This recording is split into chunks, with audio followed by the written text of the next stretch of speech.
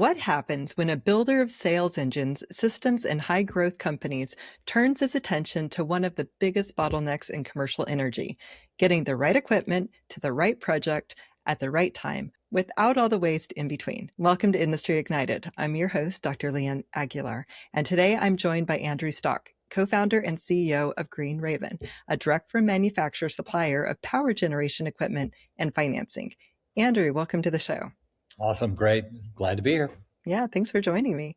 So, Sure. Andrew, your career spans sales leadership, operations, product management, SaaS consulting, and now commercial energy distribution.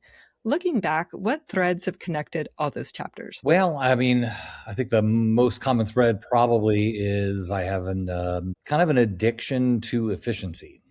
That's the best way I can word that, is looking for whatever inefficiencies are involved in something. Now, it could be, like you said, sales leadership. Okay, well, what's missing, right? Because okay, well, am I hiring the right people, providing the right tools, giving the right training? There's going to be a limited number of things that might be wrong. Okay, so fine. So find where the inefficiency, hire better, train better, lead better, remove their obstacles, give them the right tools. Okay, find that. Or maybe it's operations, your workflow, things like that, or basically anything.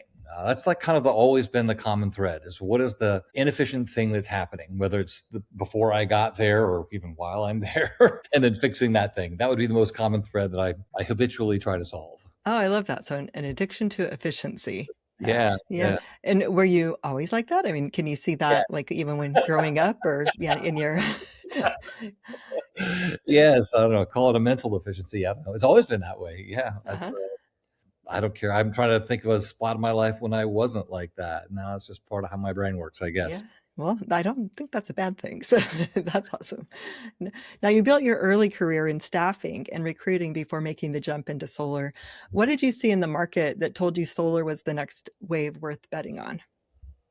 Well, if you look at, obviously some of this just comes from age, experience. There's always these cyclical patterns. There's always the next big thing, right? So for me, I got into the staffing industry during the dot-com era, the late 90s.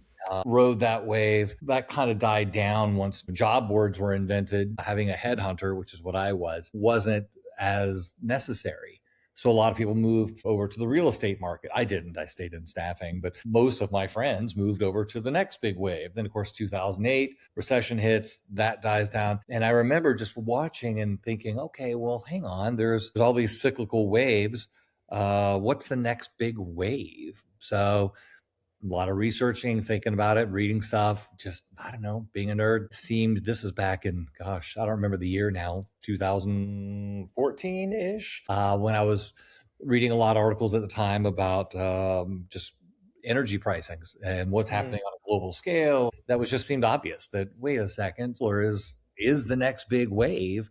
And so I took a gamble. I was a vice president of a global 100 company. So cushy job, base salaries, all that jazz. It's a gamble, but at the same time, it was too cushy for me. I don't work like that. I'm more of a kind of a risk taker kind of guy. So yeah, for me, I just looked at the market conditions, and you always should. You should always look for where's an inefficiency or something that seems unfair or a Right. lack of something, and solve the problem. It kind of ties that, addiction to efficiency thing.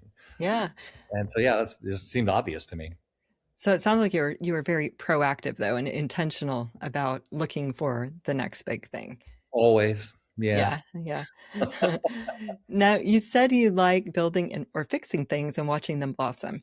When Yeah. did you realize that was really your core identity as a leader? It's funny. I don't think I did for decades. I used to teach eighth grade American history. So I love teaching people. I always have. I've always just loved teaching in general. Right. And then it just slowly it crept up on me over the span of decades to realize that if you combine the skill sets I happen to possess, that, hey, be a good coach, be a good leader, lead from the front, look around the room. Who's got the greatest work ethic in the room? Whoever it is, work harder. Am I going to be there the first and in the last? Yes. Am I going to outwork you? Am I going to outthink you? I'm going to being that competitive drive. You start piecing all these things together. And before you know it, I looked back, honestly, it wasn't until I was probably 50 years old till I realized, holy crap, I've been like the leader everywhere I go. It wasn't intentional. It just Okay. happened, I guess. Yeah. Huh. Yeah, interesting. So that work ethic that you described, being the first in, the last out, is that something you still see today? Yes, but hands Yeah. down, it's Uh-huh. it's what I hire for. Like I don't. If let's say I was trying to hire someone for, I'm trying to think of a task. Let's just say it was a salesperson. Okay, maybe I'm selling wrenches. Do I care if you have experience selling wrenches? Not really. What I care about is you have personality, brain, and one heck of a work ethic, Yeah. and you have ethics, right? That's it. I don't really care about anything else because those are things I can't teach or I can't build from. So yeah, I'd say pretty much I've always lived by that ethos of always be ethical, always do the right Uh-huh. thing. Anyone who knows me will tell you that's how I insist. But yeah, be the first guy in, be the last guy out, or gal. Work harder, work smarter, and whoever's the best person in the room, be a little bit better than that person, and Yeah. you'll be fine. Yeah. Now, do you think your experience staffing with the staffing, companies helped you make better choices when it comes to hiring with your firms? I mean, at first, yes. I mean, I think I did my first job as an official manager over sales teams back in 2000, maybe 2001. Can't remember the year now. I'd already been in staffing for several years at that point, but it wasn't until you actually become an actual manager of people that you start realizing the importance. I'm like, God, it's so underrated. Who you hire means more than almost anything. Yeah. Right. I don't even know if it was because I was in the staffing industry. I think it was just experience of making bad decisions. Right. I know. I think that's just sometimes the best way to learn is just by making a mistake, right? The wrong people a few times. Hiring the wrong people. Yeah, absolutely. Now, from scaling small firms to turning around major divisions inside large organizations, what lessons from those earlier transformation roles shaped how you lead Green Raven today? I think a lot of it is so overlooked operational stuff. Like everyone thinks that operations is boring because it sounds boring, but it's so critical. I'm very methodical, very organized. If you go look at my company's Google Drive and how the folders are organized or how schedules are managed or workflow of who's or job responsibilities maybe, and where, let's say you're running a team, obviously I have, where I had larger teams and dozens of offices. Well, how does the workflow happen from starting at the very beginning, from marketing all the way through to first contact, to first sale, to fulfillment, to customer support, to delivery? And you start thinking of, okay, what's that smooth handoff look like from it's like that concept I used to think was so boring, like when I was younger, of course. Now it's my lifeblood. Yeah, Again, I'm addicted to efficiency. Part of that is also being addicted to what is a customer experience like and how do I make mine better? And what does that operational workflow look like?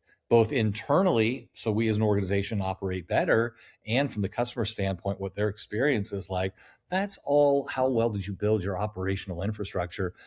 I don't think I understood that when I was younger. So that comes a combination really from working, obviously building many startups to working at a very large global public company. I've worked for a few, but I think it's just a blend of experience over time kind of really led me to realize that it's all about that, man, your operational infrastructure and having someone with the brains and to organize it right. properly and analyze it and be smart and gather analytics. There's a lot, man. It's just a lot of it's just experience, Yeah. screw stuff up enough and eventually you'll get it right. So, do you use a process management tool? I've written a lot of CRMs, at least some I've written from scratch, some just like out of the box stuff. I'm pretty big on data analytics, just gathering data, right? Mhm. Then what you do with it, or do you take action items from it? So, yeah, I'm pretty data centric, I guess you could say, right? So, usually that comes from whatever CRM I'm using at the moment, but that helps you identify your inefficiencies, Yeah, right? Whether it was the lag time from this call to that baton being passed to the next person in the chain, for example. Or maybe it's job cost analysis, which no one pays attention to, which they should. That helps you, those data points help you identify the inefficiencies in running any business. So, yeah, right. pretty big on that. How has AI impacted your process flow Ooh. and efficiency? I know. Kidding me? From a personal perspective, I worked very hard and very fast. So I've always, I mean, let's toot my own horn, but always felt like I'm about twice as productive as anybody else. But once you kicked AI into it, oh my God, I can do personally the work. I can do 5 times much more. I can do so much more because I do use a lot of, now that's not a personal perspective, right? That could be something dumb like looking for ideas on on marketing campaigns or how to use this particular software tool or whatever it might be. That's on a personal level. So it's put my personal productivity over the top. That's ridiculous. What I get done in a day, Yeah. I can manage so much more. On a broader perspective, what I'm looking at for AI is, I haven't gotten there yet. I'm still working on it, but it is more from like a marketing management standpoint, customer engagement standpoint. I think the future of, say, AI assistance is pretty big, and I can't wait till I get to that point. I've got a lot of work to do. I see Yeah. where it can go, and I'm not there yet. So many opportunities, and everything is evolving so quickly. It's like, Only one by guy. the time you implement it, it's outdated. You know? It's tough, man. I know. Yeah. So, Green Raven is focused on commercial solar and power generation hardware distribution, but it sounds like the company is really solving a much broader supply chain and execution problem. What gap did you see that made you want to build this business? I think the biggest one is a lack of information from the end consumer. And again, I know not everyone who's listening to this is going to be from my industry, but there's limited information and there's so many gaps in the industry. So for example, most solar companies are small, like really small. In the United States anyways, the industry is very fragmented. You've got over 100,000 solar companies, so well over that Wow, actually. There's almost really? 20,000 in California. It's immense. And the vast majority of those are what we all call truck in a truck, right? Is a guy with 4 employees and he happens to own a truck. It's a very fragmented industry. So that's your industry right now. They're not sitting on a big stockpile of cash. Right. So for them, everything is like, get a project, get it installed, get paid, somehow cover the cost of the hardware of that project. It's a very cash flow. It's a problem. Hmm. So the gap I saw was, well, they're all limited to going to maybe 3 different distributors for their materials. And all 3 of those companies, I don't know if I should name drop, but typically their markup is 100% really high. But they can do that because they're offering a line of credit, right? That's the holy grail right there. You go to the distributors out there, the little guys, the guys like myself that are smaller, don't have line of credit. So if you're a little solar company, you have to go through one of the big 3, even though the prices are super bloated, just because they offer credit terms. Right. Well, that seems dumb. Wait a second. So if I were to just go and establish my own line of credit, which I did for Green Raven, we can offer a name drop. So CED is offering a $500,000 line of credit to its installers. I can offer $1 million line of credit, and mine doesn't put a lien on that end property. Hmm. Okay, so but at the same time, I don't have that bloated infrastructure of 400 warehouses I have to pay for with their staff. We don't do that. Right. I'm kind of whittling out, okay, what are the inefficiencies? Well, get rid of all that infrastructure. You don't need it. It's just not necessary. Offer a line of credit. Reach out to that 95% of the industry that is chucking a truck. All they needed was a line of credit, and now they can buy all of their hardware gets half price Wow. because they're not paying for all the inefficiencies out there. And they Yeah. still get that line of credit that makes it so their families and them and their employees and their families can do really well without running out of money, which is Yeah.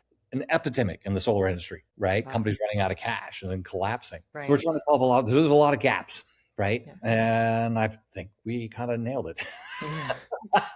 Yeah. So, for people outside the industries, tell us more about the biggest inefficiencies today between manufacturers, finance providers, EPCs, developers, and end buyers. Well, each one of them is going to have a different issue, right? So manufacturers, the biggest problem is they need to be on an authorized vendor list for the finance companies. Hmm. You got to realize that most of them are not.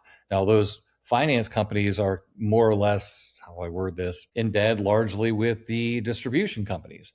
Well, the distributor is only going to offer these, I'll make it up, 10 brands of solar panel. Well, shoot, there's 5,000 brands. So if you're the manufacturer, you're fighting like anything you can to get brand recognition, to get on an authorized vendor list for the finance company, which gets you carried by the major distributors. And they're all kind of bottlenecked right there. Hmm. Now, if you're the installer, going down that line, you said, so the EPC, you're the installer. Most of them are just going to buy their product from whatever CED offered them, or Solagent, Wesco, whatever that distributor gave them, which is a choice between these 10 brands or 20 brands, whatever.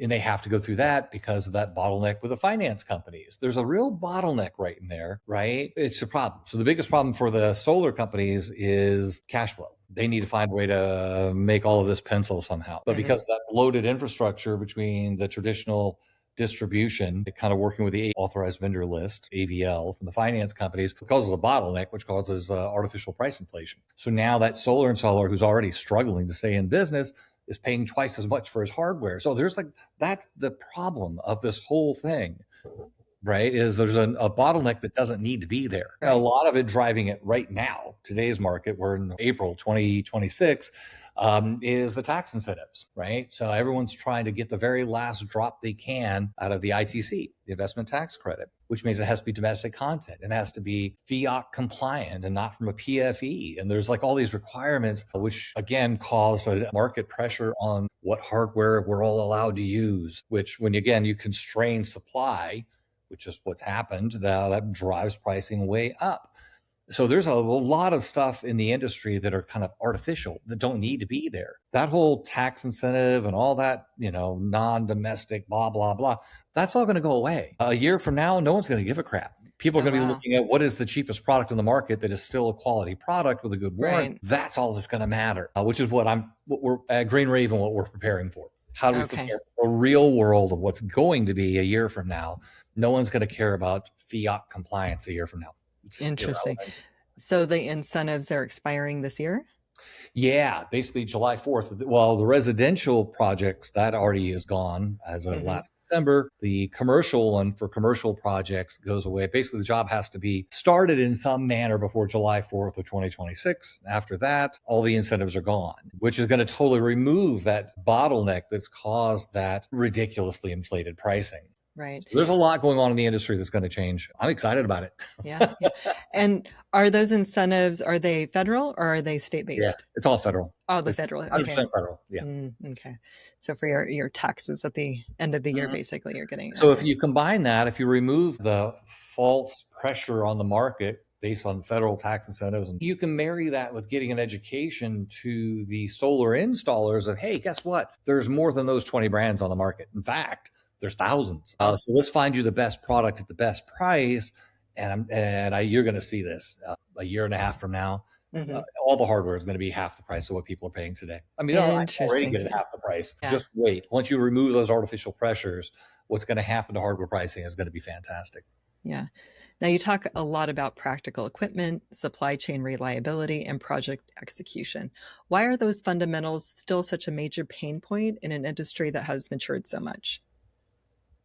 I don't think it has. The industry, you said the industry had matured so much. The industry isn't. I think the industry is a toddler. The inefficiencies in this industry are rampant. It's crazy. I've been a consultant for, I think, 4 different solar companies I've helped build over the years. And every one of them, or most of my friends are owners of solar companies. It's rampant. It's bad management. People who are, again, you're the owner of a solar company, we'll call it Chuck in a truck, which is the vast majority. They're not gathering analytics or job cost analysis. They think, oh, getting a building permit in such and such county is $400. Not really, because in addition to that building permit, the structural engineering stamp, the electrical engineering stamp, resubmittal fees, blah, blah, blah, that's actually $1,500.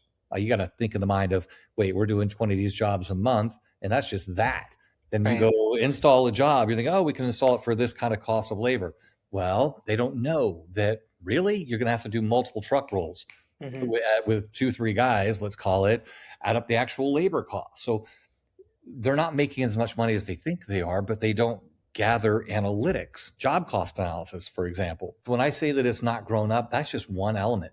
And then you look at 5 years ago, the average solar sales guy was making $10,000 on a commission selling a residential solar project. That's Hmm. absurd.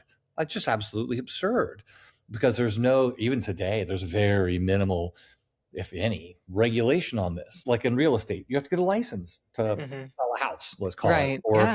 you have to get a Series 7 if you're a financial advisor. You have to get some kind of, but that doesn't exist in the solar space. So when you're saying now, except for an industry that's quote mature, it is not. It is Oh, still the interesting. Wild West. You're Wow. right, right. Okay. You're the one who's Still been in the it. Wild West. We all know what the Wild West is, and we're in it, but it's getting better. Uh, Okay. thank God. Yeah, yeah. A So lot it's of, not new. It's been around a while, but yeah, it's still like you said, it's not very regulated as far as like right. who can sell it. There's not any kind of There is certification a or lack of yeah. education or just Hmm. knowledge from this group. This solar company might be great construction guys and do really quality work, but do they know how to use a spreadsheet and do job cost analysis? Probably not. Some Right. do, not many. It's still young. The industry is still young and immature. It's got a long way to go. Yeah. Now, Raven is also providing finance products for installers across solar, storage, geothermal, and commercial generators. How important is it to solve capital access and hardware access together rather than as separate problems?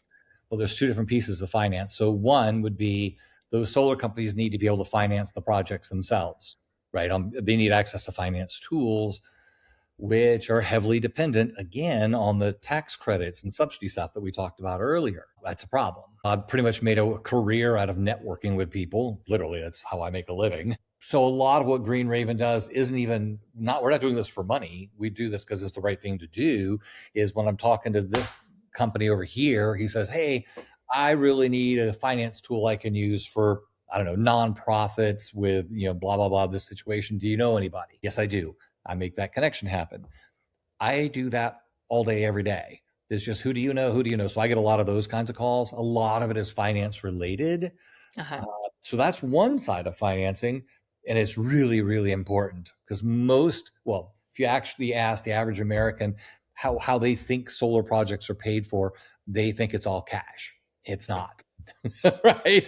There's a lot of education that needs to happen in that realm. But even the finance world for solar is still, to me, it's not mature yet. That's the best way. And it's definitely not stable. And the changing tax situation with random tariffs coming and going and whatever is not helping. Sure. It's it's very rocky. Best way I can say that. So Yeah. that's one side of finance is how do these solar projects get financed to begin with?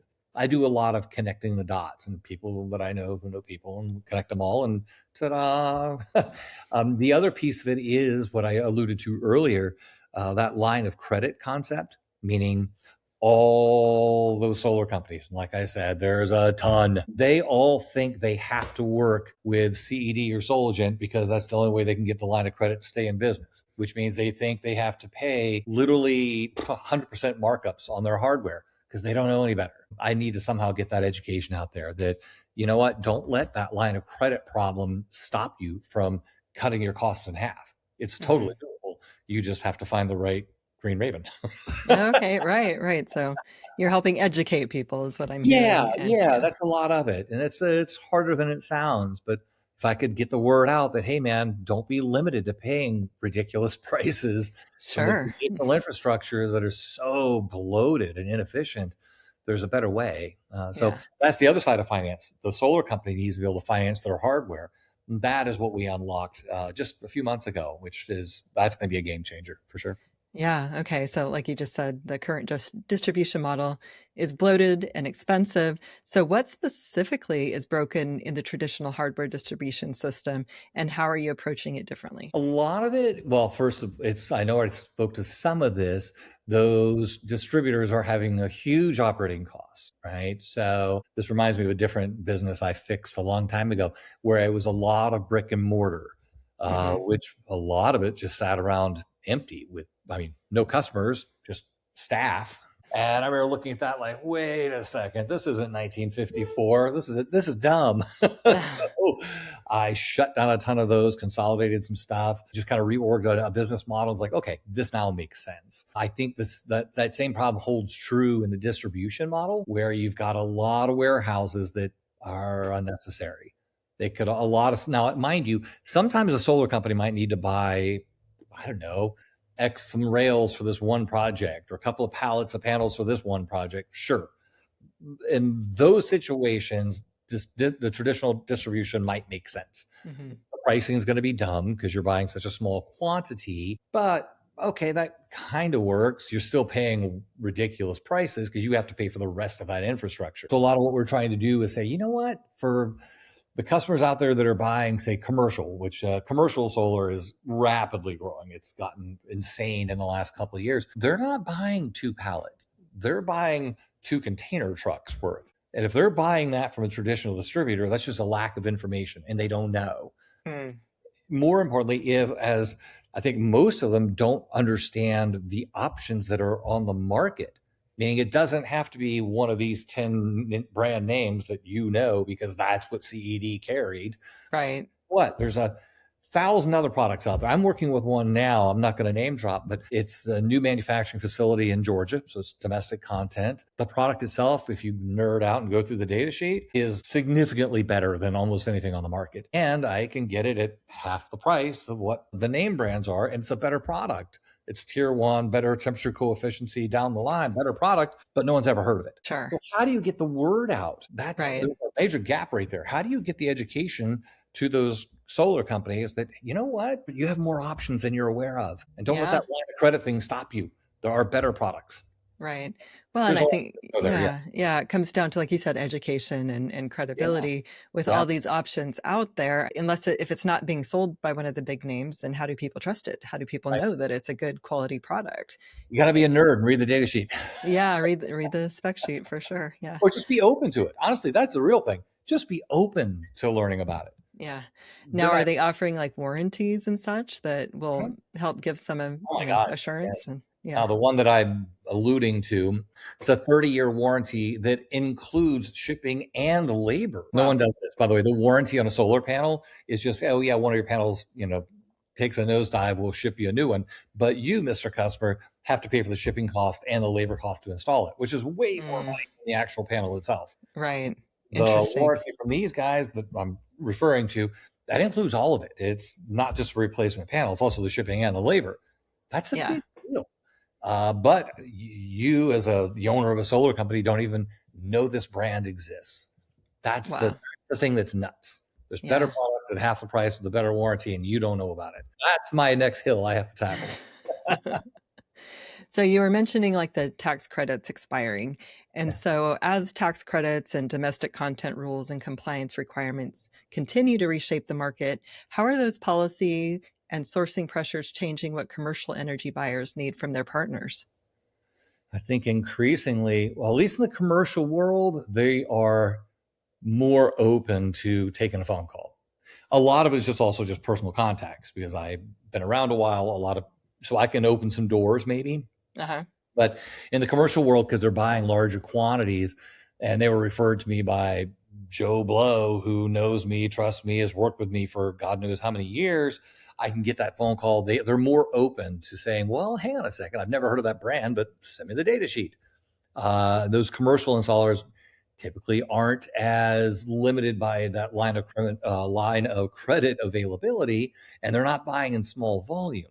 So Hmm. that's kind of the direction of like what I'm spending a lot of my time on now. It's low hanging fruit because they're more receptive to Sure. options on the market, right? The chuck in a truck, small residential installers, not as open to change, and they don't Mm, know, and that's going to be a long haul. right. Yeah. So what kind of customers are you best positioned to serve right now? And where are you seeing the strongest demand across solar storage, geothermal, geothermal and backup generation? Well, one of the big ones that I don't know if enough people, I know it's like a buzzword, is like AI, right? Everyone loves the whole AI buzzword. They require a lot of electricity. The data centers, I'm sorry, that are running the AI are, oh my God, they use so much electricity. One decent Right. sized data center is enough as like a small city, right? And we're still at the early stages. Where do you think that power comes from? I mean, if you follow the path, there's tons of documentation. You can read it on your own. What happens as the AI keeps growing and that computing power and how much electricity they consume? Where's that power coming from? I think that's a big one. I'm Hmm. very interested in kind of some of the partnerships and calls we've been doing on the geothermal front because they can produce a lot of electricity, very, very low cost. That's an exciting piece. How fast we can deploy, I think, is to like a new data center coming online. That's a problem. There's a big pathway there. Obviously, in the storage is also a big thing. We talk about grid resiliency, which is not great and depends on where you are in the country, of course. I'm sure if you're in Omaha, it's fine. If you're anywhere in California, probably not so fine. So, Yeah. therefore, batteries become a bigger play. So, as Obviously, our electrical grid has gotten older and degraded over time and not been replaced or upgraded. I think you're going to see more and more lack of stability, which is where that battery play is going to come in. We're already starting to see the beginning of that. There's a lot of opportunity for growth. Uh, Hmm. I think solar panels, the technology isn't growing by leaps and bounds anymore. It's growing by millimeters. The biggest change there is just going to be opening that supply base globally, so people start realizing, oh, wait a second, there's a lot of really, really good product out there at half the price. That's going to be the big change on the solar panel front. On the storage side, pricing has come way down over the last 10 years. It's been ridiculous. Right. Yeah. Battery that used to be $30,000 10 years ago, you can now, at wholesale anyways, get that same battery. I had a call today for a lithium ion battery where my cost was $1,200. Wow. Oh my God. That's wild. Very Okay. significant. Yeah. That's a big difference. Right. Big So difference. Yeah. again, when we were talking earlier about how mature the industry was, and I was like, I wouldn't say that. It's very much, it's got a long way to go, but I'm proud to say we're heading down the right path. And I can't even pick a piece of the industry. Like you said, was it solar panels, storage? Is it generators? Is it geothermal? They all have tremendous potential. So Mhm. it's really hard to focus on one, but we'll see what I can do. Yeah. So when it comes to these large scale commercial, installations, what percentage of their electricity is covered by solar? How much of the, Hopefully all. overall? Okay.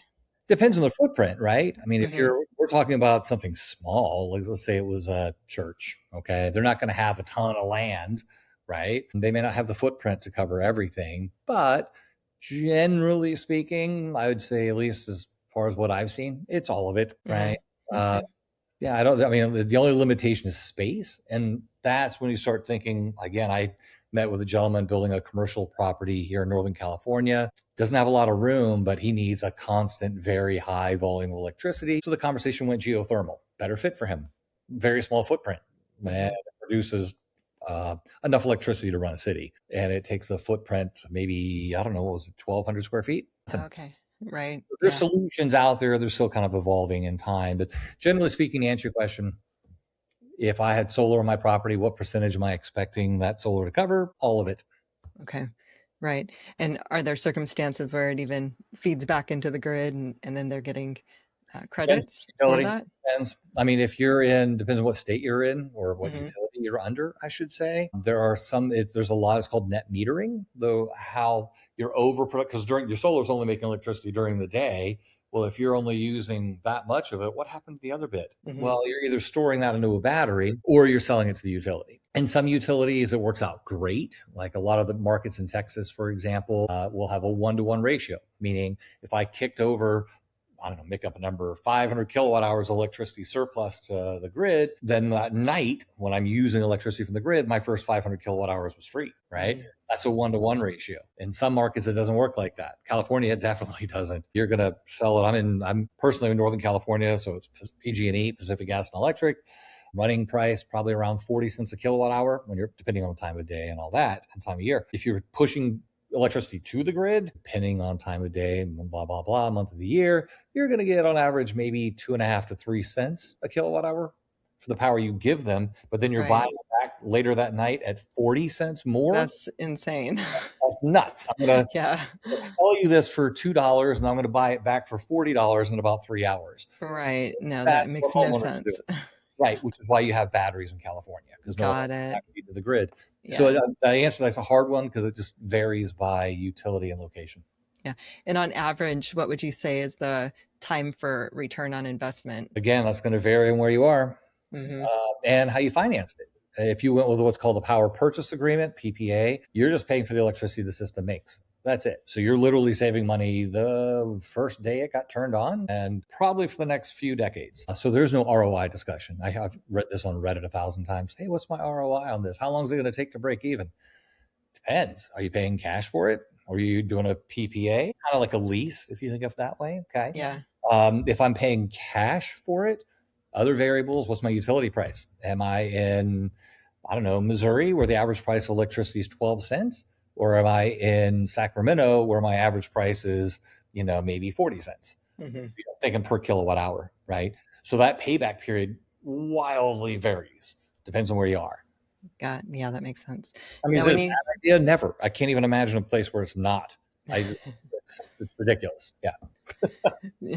so when you look at the competitive landscape, what will separate the winners from the companies that struggle over the next few years? Building better relationships. Well, let's break that up. If you're referring to my industry, distribution, build really good relationships. That's a big piece of it. Because if I'm working with some company that I found on an ad I clicked on LinkedIn, they're out of whatever random country, and it's just because I saw a price that looked really appealing and I bought it. Okay. Do you have a relationship with them? What if you get that pallet and some of it's broken or it didn't show up on time? Or I've had this happen where the first half of the top of that pallet was the correct product, but the bottom half was some other brand, right? That's happened before too. So, Really? oh, yeah, I know. So when you call your distributor who sent that to you, do they answer the phone? Do they solve the problem? Mm, Will they take a loss on something just to make things right? yeah. Probably not if it's some rando you found on LinkedIn. Whereas if you were working with Green Raven, you're just going to call me or you're going to call Jason or you're going to call somebody on my staff, and we're going to make it right. So I think that that's a big differentiator in terms of in my industry is, are you responsive? Mm, Are you responsible? Are you going to just do the right thing, even if it means you kind of take it in the shorts a little bit every now and then? It's okay right. because you do the right thing. I think that's a big differentiator in my world. Now, from the other side of it, when you look at solar installers, for example, it's such a hot mess. We were talking about how immature the industry is. Those that are out there that I've got a friend of mine who owns a solar company just east of San Francisco, and he knows how to read spreadsheets, do budgets, do job cost analysis. He's a true businessman. I mean, he really, really runs a well-run company because he knows what he's doing. That's going to differentiate. That's why he's been in business for 17 years and probably still will be, right? Whereas a lot of solar companies come and go. So from the solar installer side of the business, those that make it are those that actually have someone on board who knows what the heck he's doing or she's doing, right? And a lot of them do not. Yeah. And so that's why you're seeing a lot of solar companies fold right now. So those are two different industries, right? I'm not the installer, but I do know Hmm. what they need to work. Right. I'm a distributor and I know what they need to work too. Good relationships, right? Yeah. That sounds so lame. I get it, but that's what it is. But it's true. Let's hope it's true. It's true. Yeah. Now you've built companies, fixed companies, and helped scale teams repeatedly. What is different about building your own company versus helping someone else grow theirs? I don't have a security blanket. There is no safety net. That's it, right? When you're brought on board as a, I don't know, managing director or whatever company, whether it's temporary or permanent, whatever, yeah, you probably have a nice cushy base salary, right? You've got a comfort zone. You can make mistakes. Hmm. You'll still have a job next week. When you're doing your own thing, as I am, there is no safety net. So I think the majority of people are probably too risk averse Right. to do this, which I can tell you that my ex spouse is definitely in that camp or did not like the level of stress I'm willing to take Yeah. because I'm okay operating in that gray zone where there is no certainty. That's the biggest Right. difference. You have to Yeah. do this, you're going to have to be brave, bravery. A lot of risk, but on the other side, flip side, the potential for great rewards as That is well. correct. I've Yeah. enjoyed some rewards too. Yes. Yeah.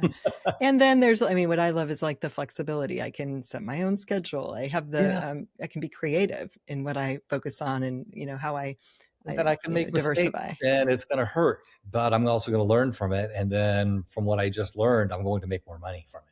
Yeah. Yeah. And it's just that willingness to accept risk and the freedom of it. Yeah, it's pretty awesome. It's definitely not for everybody. If you're Not for looking, everybody. trust me, my mom has been telling me for 20 years, Andrew, I wish you would just go get a real job. Right. Right. Yeah. Like, Yeah. mom, that's not me. You got to know me by now. Now, you've emphasized the power of relationships, phone calls, and real networking in a world that often defaults to automation and text based communication.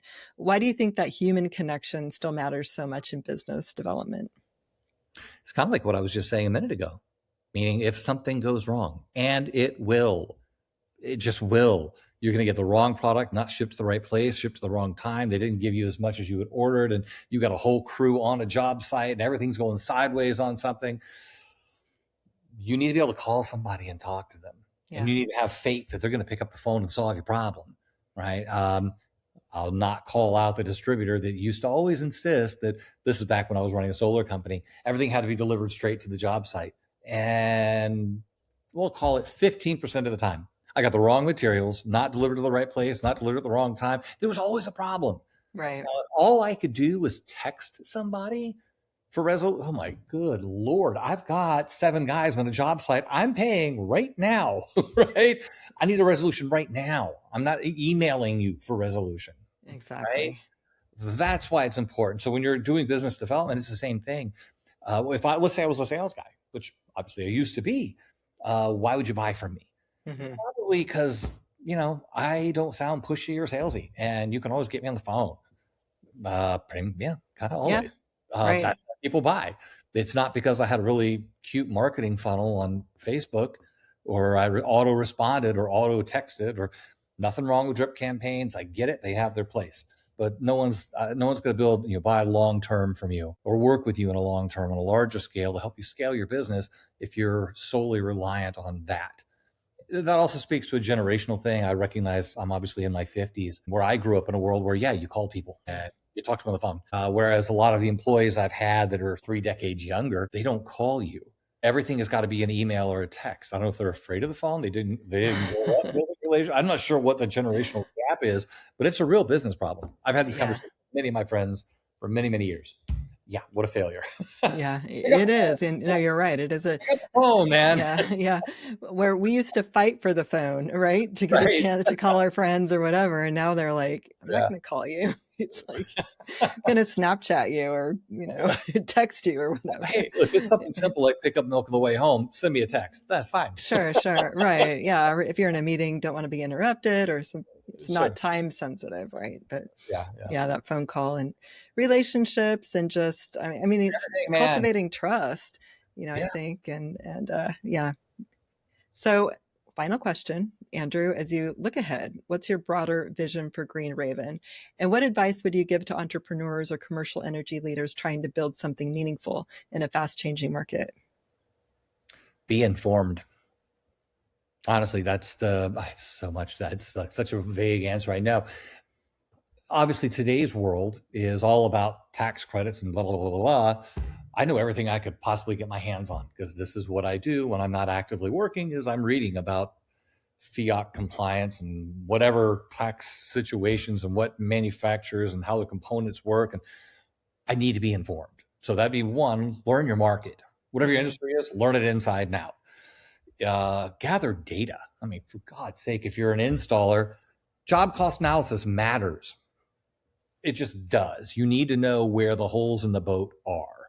If you're not doing job cost analysis, you have no idea. You're just guessing. I've seen that a ton of times and I don't get it. Gather data points, make decisions based on data. And if you don't know how to, then hire someone who does. That's probably the best saying. That's part of staying informed. Be Staying informed. informed. Right, right. Data started knowing your numbers Yeah. exactly Yeah. and be informed. That's Yeah, great for sure. advice. Andrew, thank you for joining me. How can Yeah. listeners learn more about you and Green Raven? Well, obviously, anyone could go to our website, which is just gogreenraven.com. There's tons of info on the company. Obviously, you can schedule a call with me. I was probably one of the very first LinkedIn users. Well, actually, I was ever, Wow. literally. So I'm very easy to find on LinkedIn, except I talk to almost everybody. So one of my mentors told me a long time ago, accept a call from anybody. You never know where it's going to lead you. And I Yeah. do. So anyone could reach out anytime. All right. Well, thank you. Yeah. And thank you to our listeners for tuning in to Industry Ignited. Be sure to subscribe and join us for the next episode. Until next time, stay bold, stay curious, and keep igniting industry.